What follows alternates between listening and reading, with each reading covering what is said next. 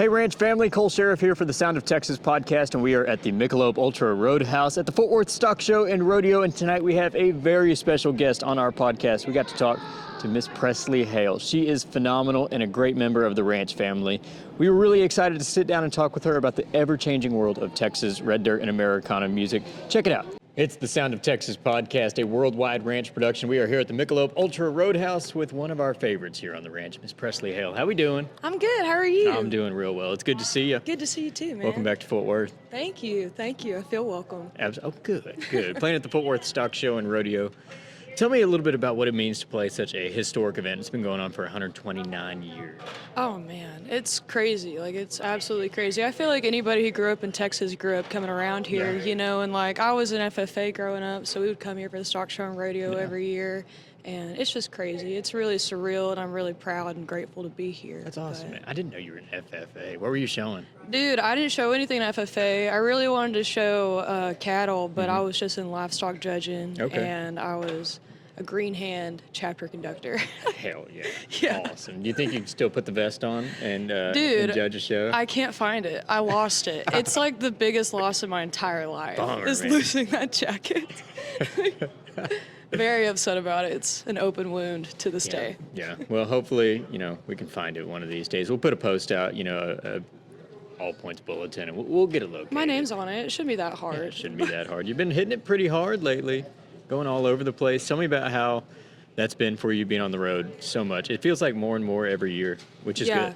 It has been great, man. Like, it's been really fun, but I'm starting to realize I'm a person that needs like some sort of routine. So trying to find a way to imply a routine on the road, find what works for us, like breakfast, eating, getting up before noon, But it's been great. Have a blast, How have you been implementing some kind of routine? Because I get it, it's hard to stay in shape, stay mentally sound on the road. Yeah. What are your tips and tricks for doing that? So I try to go to the gym whenever we're able to, like a lot of the times we're not in a town that has a gym that I go to, but when I'm able to, I get up early, go to the gym, drink coffee, drink a lot of water, take your vitamins, drink orange juice, walk your dogs. We take the dogs with us most of the time, so that kind of holds us accountable to getting outside and walking around.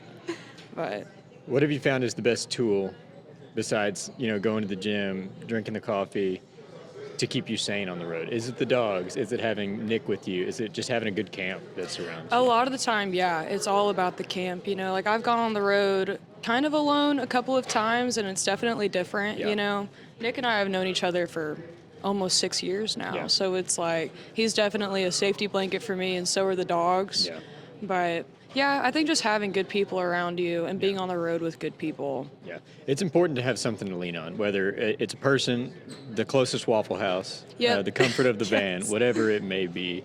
How do you find yourself in the changing world of country music, just getting through it? Because things change every day in this industry. Right, absolutely. I mean, I really don't know where I sit in the country world as it is right now.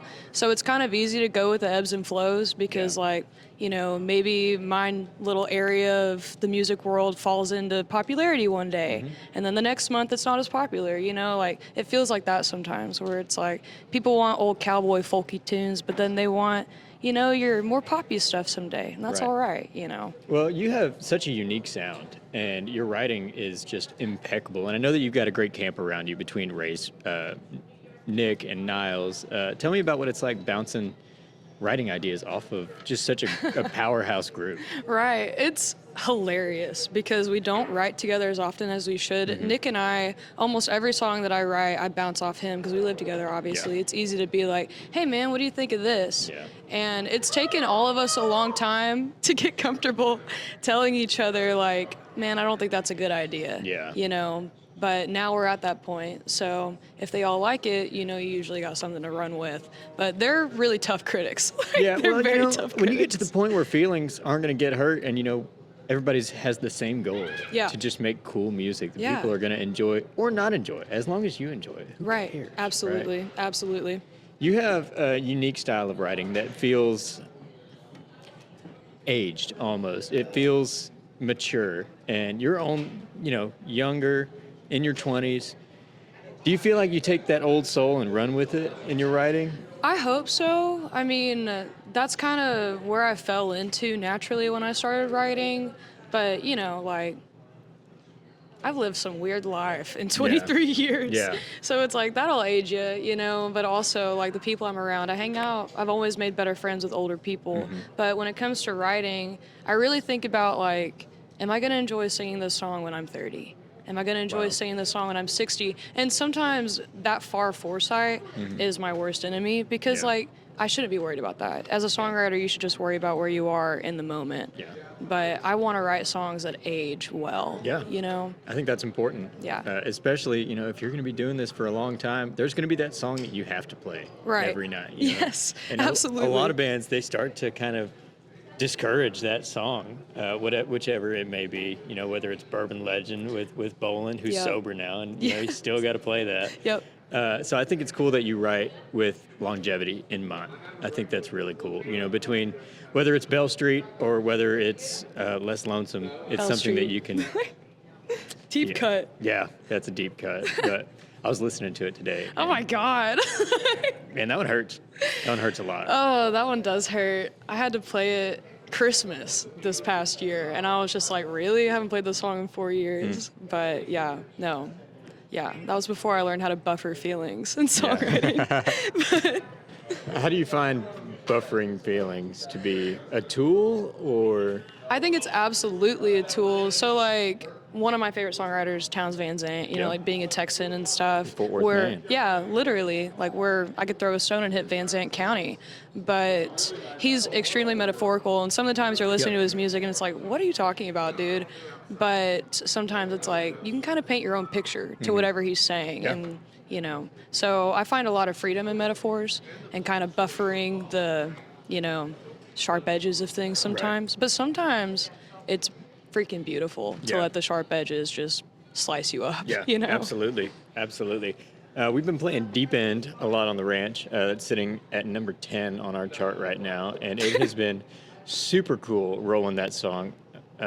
And I just feel like you have a permanent spot on our top 12 chart. Oh, dude. Oh, my God. Like, every time a new song goes on there, I'm just like, really? That one?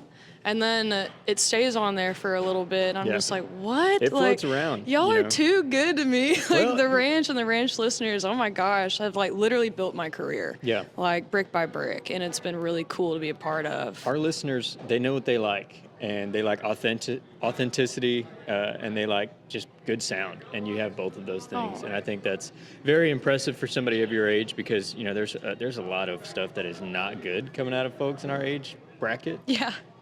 So I think it's really refreshing to see what you've got going on. Thanks, dude. I appreciate that. Absolutely. Let's talk a little bit about Deep End. There is some metaphors in that song as well. And I'm with you. Every time I see a crimson leaf, I'm reaching for the Marlboro. It's like I got my jacket on. There's a cool brisk in the air. Oh, yeah. Like, Tell me about writing that one. So I was in a songwriter group at the time that John Garza, the bass player for Tejas Brothers, had put on. It was like an email thread. Shelby Stone was actually in it for a little while. Mila Ray was in it for a little bit. Carrie Ligg, lots of my, you know, favorite songwriters. But we'd get a prompt every week and write a song. I couldn't tell you the prompt that week, but we were heading to Minnesota.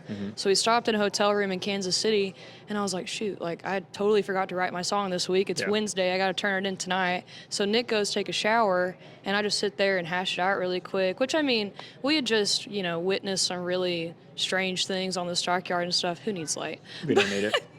You know, so I had a lot on my mind, and writing that song, that was, you know, we were dealing with a bunch of labels at the time, so that was kind of just, my brain was a mess. Yeah. So that song has all of that in there, you know. No, I can definitely feel that in the song. You know, it's, you can feel the pressure sometimes when it's coming down on you, and it's good to just put that on paper. Yeah. You know, I think, no, it is. I think that's like, a nice tool to relieve the pressure that you have on your shoulders. dude, you know? writing's therapy, you know, really is.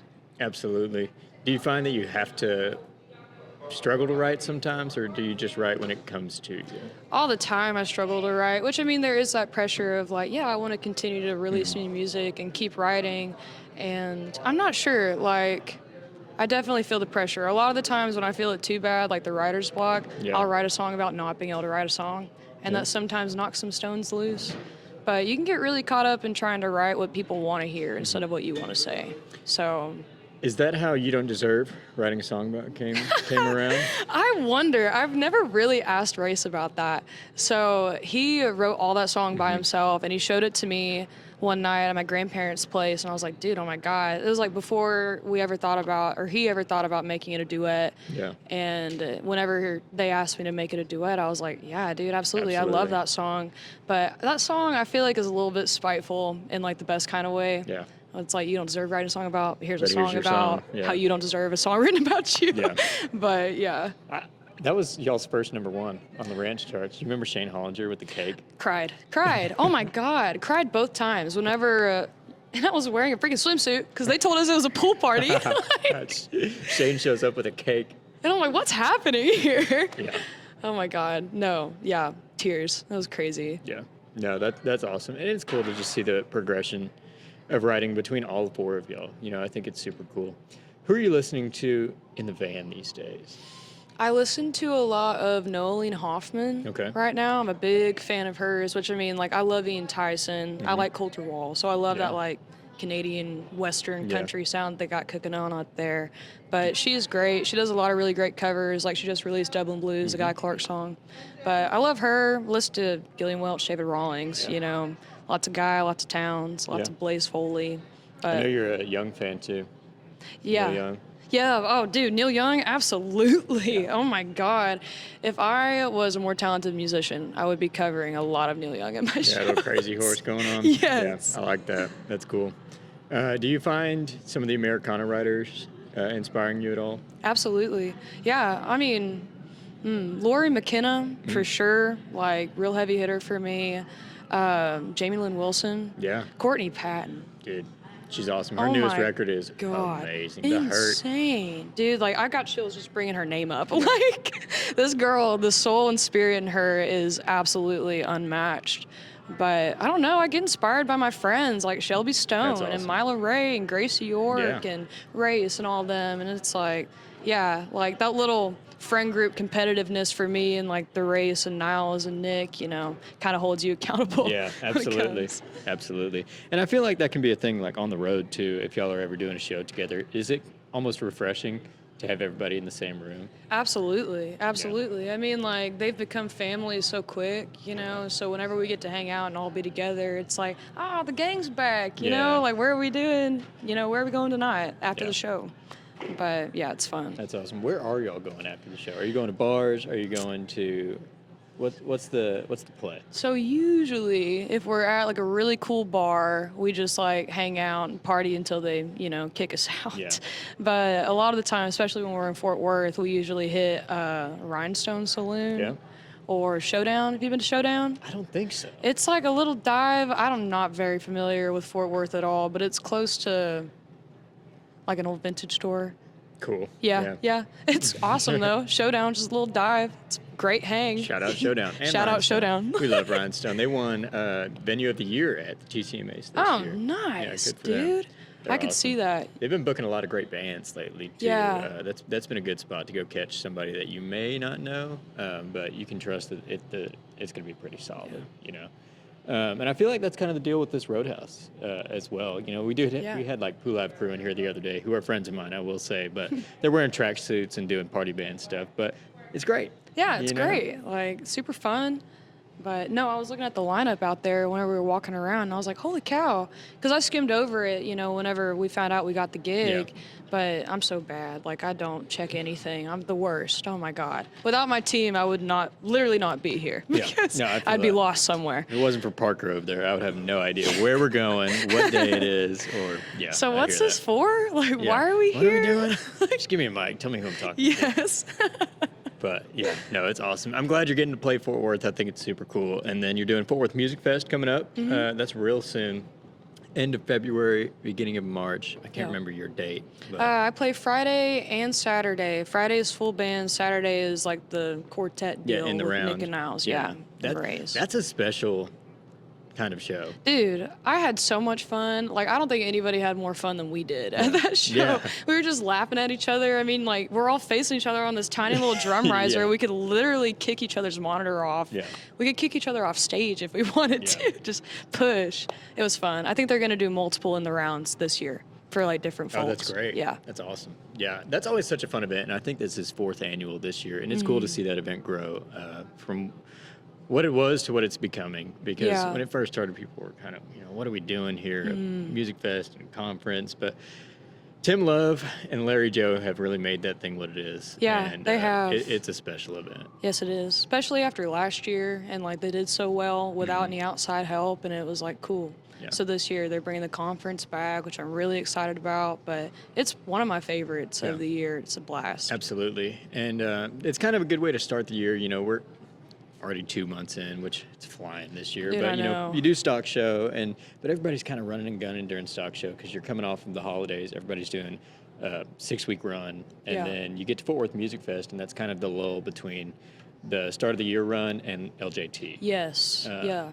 And I think that's a special event. I'm going to try not to spill my drink on Gary P. Nunn again this year. I spilled my drink on somebody last year too. Yeah. Oh, this is terrible. Okay, you and me both. We're not spilling drinks on people. Nope, we're not doing it this year. Yeah, I spilled my drink. I turn around and it's Gary P. He's got the sunglasses on.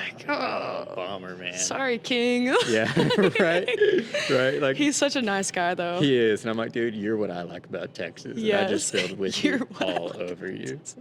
That's hilarious. I love that. Well, we're super proud of you. And what's next for you? What's next for me? We're hitting the road this year, and hopefully a record this year. But definitely we're going to start releasing more music probably at the end of this month, beginning of March. So, Awesome. Well, look for it on the ranch charts. I'm sure you'll find it there. Presley Haile, so good to see you. Good to see you Have too, a great man. show tonight, and we're really looking forward to it. Thanks, man. Thank you. All right. Thanks for tuning in to another episode of the Sound of Texas podcast. Congratulations to Presley on a growing career. Check out her new music coming out hopefully sometime this year, as she said, and check her out on 95.9 The Ranch. Check out our website for all upcoming tour dates, and thanks again for listening to the Sound of Texas podcast, a worldwide ranch production.